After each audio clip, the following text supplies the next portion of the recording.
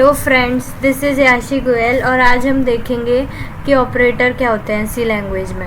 Operator are the symbols that perform certain mathematical और logical operation.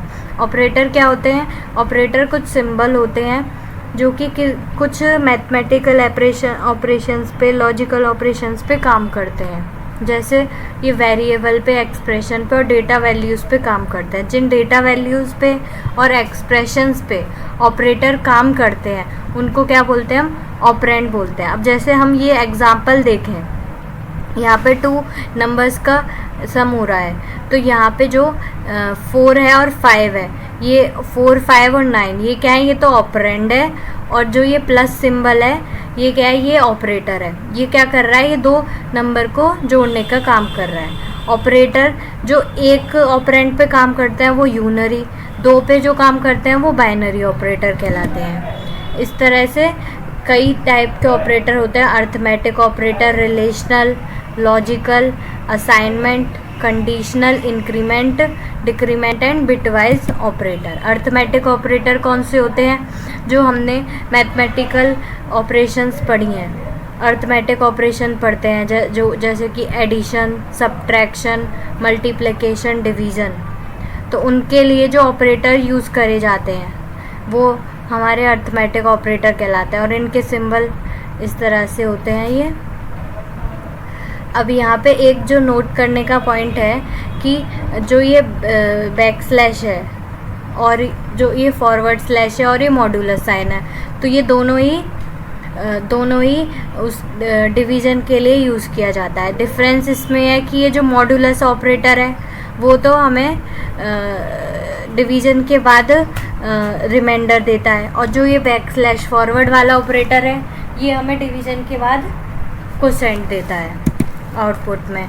फिर हम देखते हैं कि रिलेशनल ऑपरेटर। रिलेशनल, जैसे हमें कभी 2 कंपैरिजन करना है तो हम वहाँ पे रिलेशनल ऑपरेटर का यूज़ करते हैं। जैसे हमें कोई 2 प्राइस में कंपैरिजन करना है, किसी की एज में कंपैरिजन करना है, तो हम रिलेशनल ऑपरेटर का यूज़ करते हैं। देन फिर आते हैं हमारे लॉजिकल ऑपरेटर।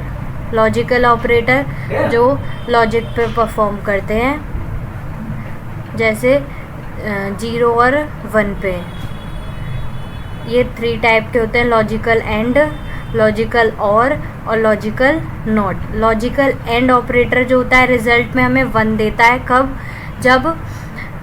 जब दोनों कंडीशन हमारी ट्रू हों। जैसे ये एग्जांपल देखें, इसमें a की वैल्यू 7 है और ये हमारी कंडीशन क्या दी है कि a की वैल्यू 5 से बड़ी होनी चाहिए और 10 से छोटी होनी चाहिए। तो दोनों कंडीशन ट्रू हैं, तब हमें रिजल्ट में 1 मिला है। और जो लॉजिकल और ऑपरेटर होता है वो एक कंडीशन के ट्रू होने पर रिजल्ट 1 भी दे सकता है। एक फॉलो, एक ट्रू हो तब भी रिजल्ट 1 दे सकता है। और लॉजिकल नॉट ऑपरेटर है, ये अपोजिटली काम करता है। मतलब जब हम ऑपरेंड 1 देंगे तो रिजल्ट 0 देगा, और जब ऑपरेंड 0 देंगे तो रिजल्ट 1 देगा। फिर आते हैं हमारे असाइनमेंट ऑपरेटर। तो it is assign to the value. ये कि जब हमें किसी वेरिएबल को कोई वैल्यू असाइन करनी है तो उसके लिए असाइनमेंट ऑपरेटर यूज़ करेंगे। जैसे सपोज ये हमने एक वेरिएबल लिया x और ये वैल्यू इसको असाइन करी 5, तो अब हमारे कंप्यूटर में x वेरिएबल की जो है उसके लिए 5 वैल्यू असाइन हो गई। तो मेमोरी में, मतलब एक इस तरह से समझे कि एक बॉक्स के अंदर हमने कुछ पुट करा है। तो हमने जैसे x नाम का एक बॉक्स बनाया और उसके अंदर 5 को पुट किया। जैसे इसके बाद देखते हैं, या फिर कुछ अगर एक्सप्रेशन के उसका आउटपुट भी दे सकते हैं। जैसे हमने मान लिया कि a प्लस b 2 वेरिएबल हैं, इनका जब सम है वो x में स्टोर हो जाए। और फिर जो हम असाइनमेंट ऑपरेटर होते हैं उनको हम शॉर्ट असाइनमेंट में भी लिख सकते हैं। जैसे इसका सिंटैक्स इस तरह से: variable operator equal to expression. जैसे x equal to x plus 1, इसको हम ऐसे भी लिख सकते हैं x प्लस 1 इक्वल टू 1। और इसका जो आगे यूज़ होता है वो काफ़ी लूप में यूज़ होता है। उसके बाद आते हैं हमारे conditional operator. This operator is use to perform various operation based on some test condition. मतलब ये हम समझ सकते हैं कि किसी कंडीशन पे बेस्ड ऑपरेटर है और इनको क्वेश्चन मार्क और कॉलन दोनों का कॉम्बिनेशन होते हैं ये. और ये इस तरह से काम करते हैं कि जैसे अगर हमारी एक्सप्रेशन 1 पहले चेक होगी कि ट्रू है या फॉल्स है.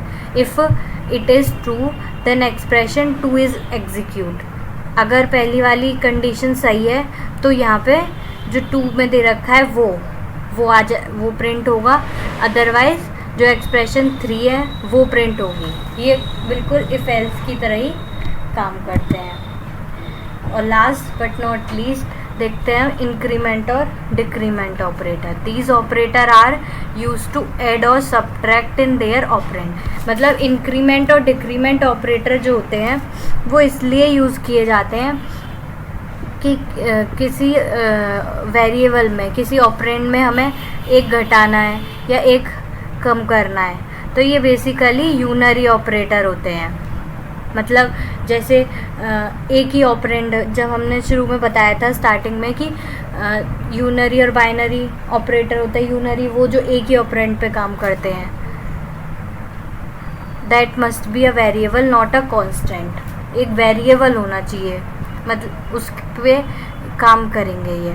और इसको हम इंक्रीमेंट ऑपरेटर को प्लस प्लस और डिक्रीमेंट को माइनस माइनस से डिनोट करते हैं. और हम इसको इस तरह से लिख सकते हैं, जैसे अगर पहले प्लस साइन आ गया तो वो हमारा प्री इंक्रीमेंट, बाद में आया तो वो पोस्ट इंक्रीमेंट, पहले माइनस आया तो प्री डिक्रीमेंट और बाद में माइनस आया तो पोस्ट डिक्रीमेंट. और इसको हम इस तरह से भी रिप्रेजेंट कर सकते हैं, जैसे प्लस प्लस एक्स का मतलब x equal to x plus 1 और x प्लस प्लस का मतलब भी x equal to x plus plus 1. इसी तरह से माइनस माइनस एक्स का मतलब x equal to x minus 1, same दोनों का. अब जैसे अगर ये एग्जाम्पल देखें तो इस एग्जाम्पल में x की वैल्यू क्या है, हमें 5 असाइन हुई है और यहाँ पे क्या है, प्री इंक्रीमेंट काम कर रहा है.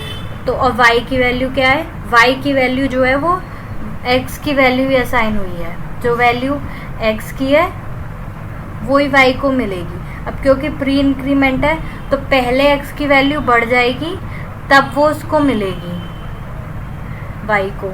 तो इसलिए x की वैल्यू जब यहाँ पे 6 हो जाएगी तो तब बाद में y को मिलेगी.